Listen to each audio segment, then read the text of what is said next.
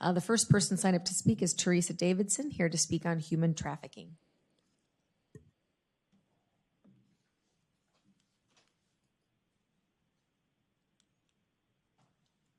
Hello. Well, good afternoon, Mayor and members of the council. I am the co-founder and CEO of Chains Interrupted, which is a nonprofit based out of Cedar Rapids that contends for the freedom of youth from human trafficking and exploitation. July 30th was World Day Against Trafficking in Persons, and we spend the weeks surrounding the state to raise awareness about human trafficking, which is why I am here today. Human trafficking is happening right here in our community. When I was the anti-human trafficking coordinator at Mercy Medical Center, I worked with well over 300 survivors over a 5-year period, and those were just the people who came to Mercy or called me. There are many more. The focus of Chains Interrupted is children and youth.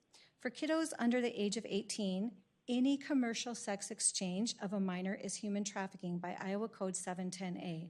Therefore, there is no such thing as a child prostitute. Sadly, this is commonly misunderstood, and it is absolutely essential to understand this, especially if you are law enforcement or in another field that makes you a mandatory reporter. No one knows just how many kids are being trafficked in our community. We have been presenting education, prevention education to kiddos for years, and I can tell you that almost every time we talk about this with kids, someone comes forward to say, this is happening to me, this is happening to someone I know, this has happened to me in the past, or they recognize that they're being groomed into a trafficking situation. I can also tell you that we see this problem growing, especially online. Predators can be anybody that they want to be online, and there are very few regulations protecting kids from the over 750,000 child predators the FBI says are online every day. So what is Chains Interrupted doing about it? Well, we work within 3 pillars: awareness, prevention, and advocacy. We raise awareness of all forms of human trafficking through our 17 educational programs for various professions, print material, booths, parades, and many other events. For example, we just completed a very successful rally and family safety fair on July 30th, and a special thank you to the Cedar Rapids Police with the cadets for participating in this. We provide prevention education in schools, church youth groups, after-school programs, and through our new BRYX program, BRYX, Building Resilience in Youth Against Exploitation, that partners with local organizations working with high-risk youth, like Foundation 2, Four Oaks, Lynn County Juvenile Detention Center, and more. Our advocacy team works to equip the staff in these organizations to identify and then assist those who have experienced human trafficking in a trauma-informed manner. We also provide expert witness testimony, work for critical legislative changes. I just returned from Washington, D.C., where I spent the last week working on critical legislation to protect children online.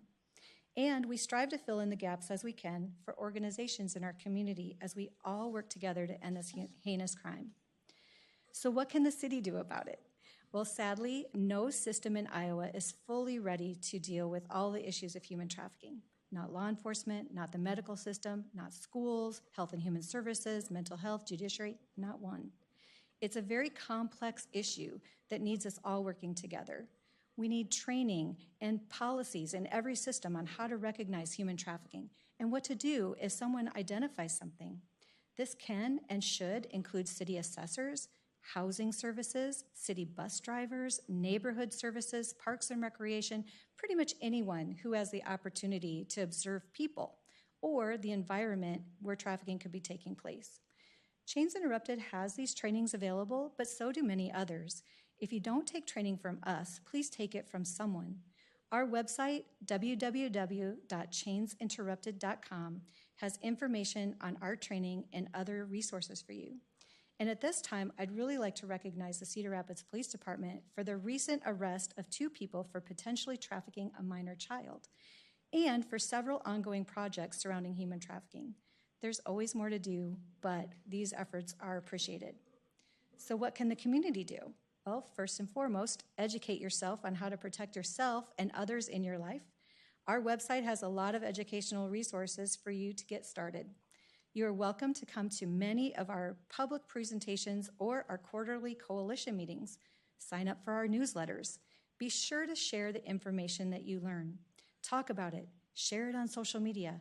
Volunteer to become a speaker for us. We have many ways that you can donate. Finances, sure, but also your time, talents, and other resources. And probably most importantly, be sure to meet the needs of the vulnerable in your own circle to avoid them falling victim to the lure of those wanting to exploit their vulnerabilities. If you have any questions or want to get involved, please email us at info@changeinterrupted.com.